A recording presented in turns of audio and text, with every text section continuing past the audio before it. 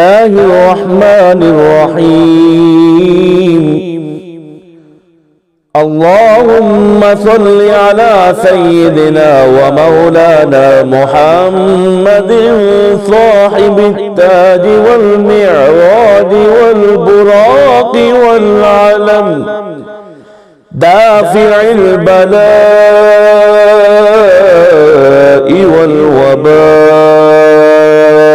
والقحط والمرض والألم. اسمه مكتوب مرفوع مشفوع منقوش في اللوح والقلم، سيد العرب والعجم.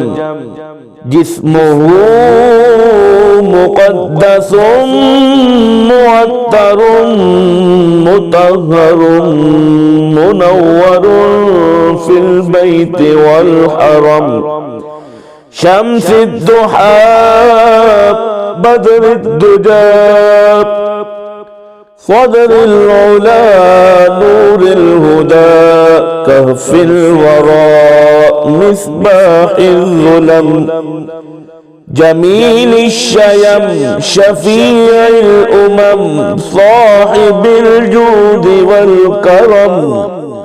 والله عاصمه وجبريل خادمه، والبراق مرقبه والمعراج سفره، وسدرة المنتهى مقامه،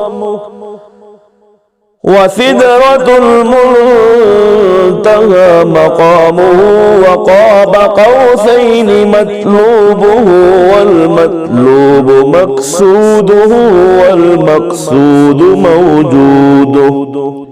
سيد المرسلين خاتم النبيين، شفيع المذنبين أنيس الغريبين، رحمة للعالمين راحة العاشقين، مراد المشتاقين، شمس العارفين، سراج السالكين، مصباح المقربين، محب الفقراء،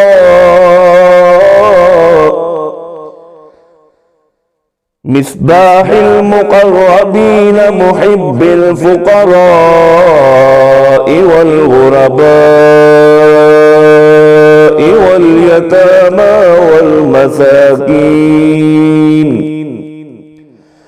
سيد الثقلين نبي الحرمين، إمام القبلتين، وسيلتنا في الدارين، صاحب قاب قوسين، محبوب رب المشرقين ورب المغربين، جد الحسن والحسين، مولانا ومولى الثقلين، أبي القاسم محمد بن عبد الله، نور من نور الله.